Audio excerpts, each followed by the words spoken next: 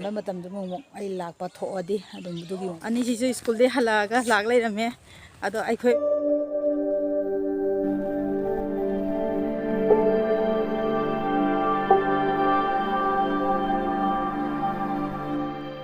everyone, I get no video see the me. Put them up put around no seri and just hagap on the me. Me make vlog se 11 morning ki 11 se vlog se start ho jara ke ko me. Me mai ji baro ki chak pudi thong dri sak thong ti mamang se ngasi din je yam ingya ba nong thi sum manga sum lai re thi ingi weather se ngasi di thong ni mamang se muk sa thake na to re ba sa se ga lai re du sa pok se lur be ji wai ta thadoi ba Coke से लूरो में इंग बसो ते सु हेले दना साजे का था साजे खरा फगदरा हैन एकदम दादा सा थक पसे दि खुआउ से दि लेत्रे हे मे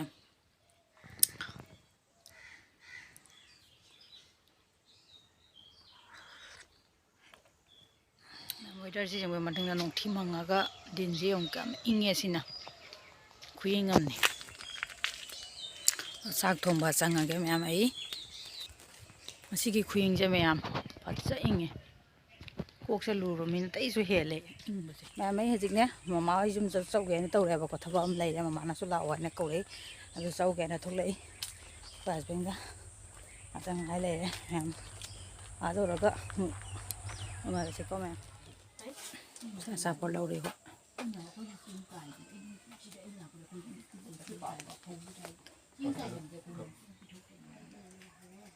मैम पोट लै लोइना थोले हेलमेट उपसले अदि एदि इंगे बा गाड़ी मचा चला दिना स्वेटर से सुन दिसले मैम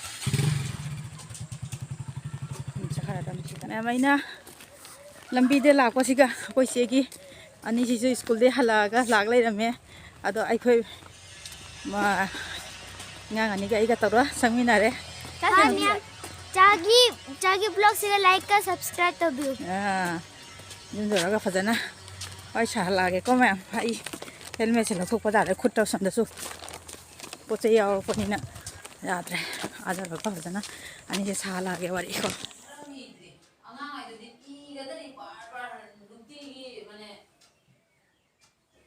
मैम आई खुशी ओइदन लै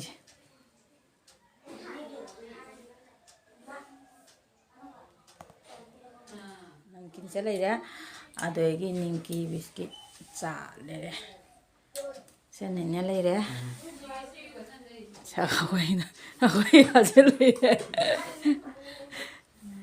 मैं ले से हकोई से ओइ जुंदने जु पांदा ममा होय जुंदा लाकोरा चिचे सु ngang ga उनी नि ना जुंदु नकना बनी ना चिचे सु हाक संगे मैं ये से ले रे मैं चिचे को मानी जे सब तो माना ना फिर के कलर का सामान ना मैं आप तो मैं अपन को कमाई तौगे नुंगाई पो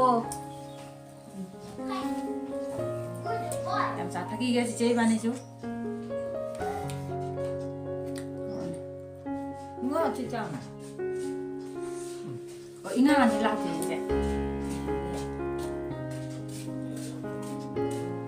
वहां मना को ताते लो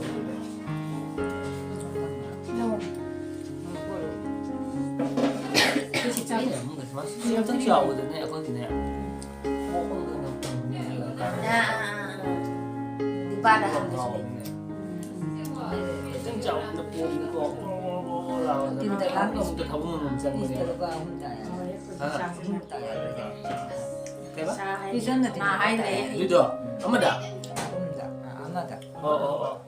还得呢。मैं कुछ कर इंग बना लो रे तुम तो कमाई तो उड़ गए मैं कमेंट दे तुम है पिरो को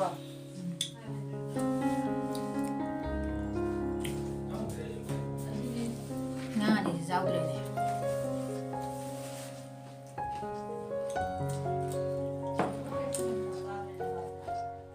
ना जाऊ ने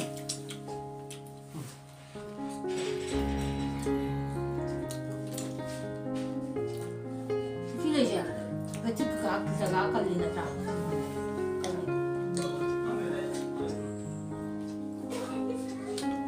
너 할아버지 보이네 온도이네 왜냐 준다 내려미 시슈다 나온데 미신은 그대 하려면 흐르는 거보다 해내다가 잡고 뭐 저가지. 전보다 수시는 동안 안 먹는다 그래 아들이랑 보다 이러지 아 야, 이세요 아 이거부터. 하나기도 최소한 다릅니까? 시초가 좀더 내려 만에 초계시는 수가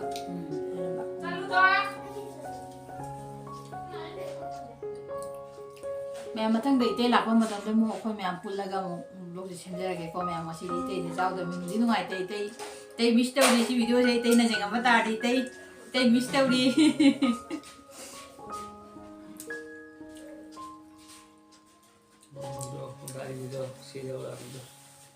cái đâu đấy đi bờ lông này. 지포제 하니까 có những cái thu lê làm lại nếu mà tê gà là nó mà thay thu lê hay là của tao Mga kaya laman terus dari kali tolong ka dito. Okay, okay, sige na.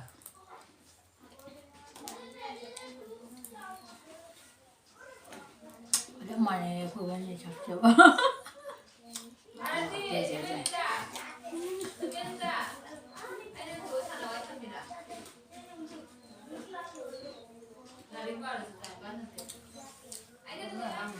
Ma'am, siegi sana patu baduni jalai re. Nau cha se hayang date 13 se magi birthday nomine ma'am birthday taye. Ado ID my birthday se jaw bodi namora aduna ngasi oina la ingang se unhara re ko mayam na su isa se gi sinu siba comment biramu mayam na mo bol biramu isa se like ta mamon pada changna larik haina ba mayam chagi hairo My name is Randip Singha, class 3, section B. Senbi happy birthday and basta sana haire Thank you, cha. asa pot le da sa sana Jani ni. birthday gi ni piri mine sa nangi ke sum mate purak tre lena Chips pura ito dito naman. Zes, chips no chips. Asi sila ng school sa pada sa pole sa ko ko. Ko. Ta Saudi. Ito ada rin. Masa toy nang sulam ne. O, tachaw! Ayam siga lay de. Si segi ngang ahan do. Masa toy si siga lay de. Di pa yan. Ma'am, tagi channel like ka subscribe kara taro. Ma'am si jam ikai ka liye se ma'am. Jam ikai ka liye mase. Si toy jong se. Ma'am, tagi video se like ka subscribe tabi. Si segi birthday ki gift ni.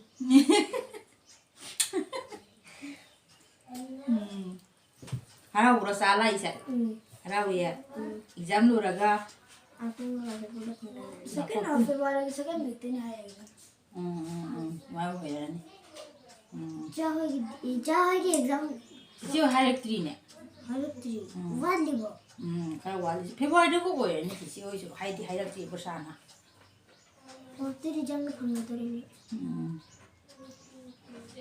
Salah is harau ura. Masa tu harau ura. Harap rin. Pai khá lối lau này sao em được sợ. Exam lu raga. Exam rồi đó là. Lau. Khối ada lagi ndro. Ngai magi da. Exam lu raga. Nangga nanau khối mẹ pulaga. Noi ben noi mari jem tang game sanan ke tai mine sana. Da bro. Challenge kara do. Da bro. Nang da bro. 빠이게 Mẹ mình khối xếp thà đi em chị. Khối xếp mama lấy thà bây giờ con lấy giống chúng mẹ. Rồi ba mẹ. Chị sẽ được. Xong rồi xuống em đi. Bari nong khen jao. Khối xa cả thắc lôi nha. Rồi lôi khối hành là giải tàu đấy. Anh nào? Ở đây leo rồi qua.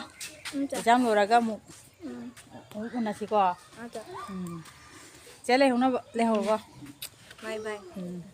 Nên leo rồi.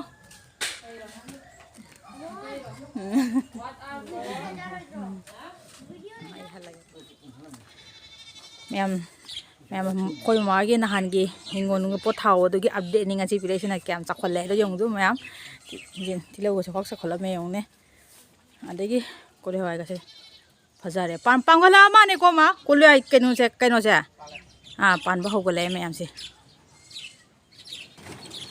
ꯌꯥꯝ ꯅꯍꯥꯟ ꯑꯩꯅ ꯂꯥꯛꯄꯒꯤ ꯅꯍꯥꯟ ꯃꯌꯥꯝꯁꯤꯡꯁꯨ ꯑꯞꯗꯦꯠꯅꯤ ꯃꯌꯥꯝꯗ ꯄꯤꯔꯛꯏꯁꯦ ꯄꯣꯠ ꯄꯥꯟꯈꯠꯄꯒꯤꯁꯦ ꯄꯥꯟꯕ ꯍꯧꯒꯠꯂꯛꯑꯦ ꯑꯗꯨ ꯃꯌꯥꯝ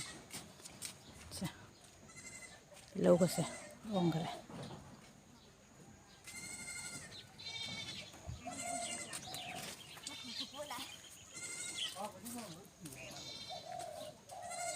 ꯆꯌꯦꯡꯁꯦ ꯐꯖ ꯈꯜꯂꯝꯃꯦ ꯃꯌꯥꯝ ꯄꯣꯠꯀꯁꯦ ꯄꯥꯜꯂꯗꯅ ꯅꯍꯥꯟ ꯊꯥꯕꯒꯤ ꯃꯇꯥꯡꯒꯤꯗꯣ ꯎꯠꯂꯕꯅꯦ ꯃꯌꯥꯝ ꯄꯣꯠ ꯄꯥꯟꯕꯒꯤ ꯑꯩꯅ ꯂꯥꯛꯑꯃꯤꯅ ꯁꯨꯝ ꯑꯞꯗꯦꯠꯁꯦ ꯄꯤꯅꯤꯡꯕ ꯃꯌꯥꯝꯗ ꯑꯗꯨꯅ ꯃꯌꯥꯝ ꯑꯞꯗꯦꯠ ꯄꯤꯖꯔꯛꯄꯅꯦ ꯌꯥꯝ ꯄꯣꯠꯁꯦ ꯄꯥꯜꯂꯗꯤ ꯐꯖꯕꯅ ꯂꯣꯏꯔꯦ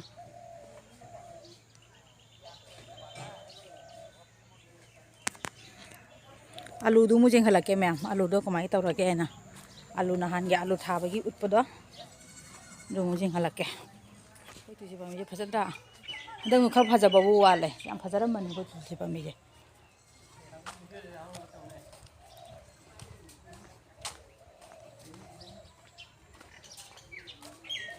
ꯌꯥꯝ ꯅꯍꯥꯟꯒꯤ ꯑꯂꯨꯗꯣ ꯌꯦꯡꯉꯨ ꯌꯥꯝ ꯐꯖꯔꯦꯅ ꯌꯦꯡꯉꯨ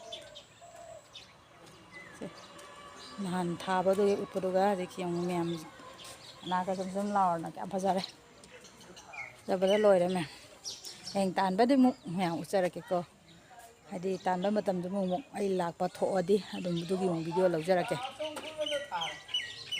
ꯈꯆꯧꯋꯥꯏ ꯈꯥꯇꯣꯟ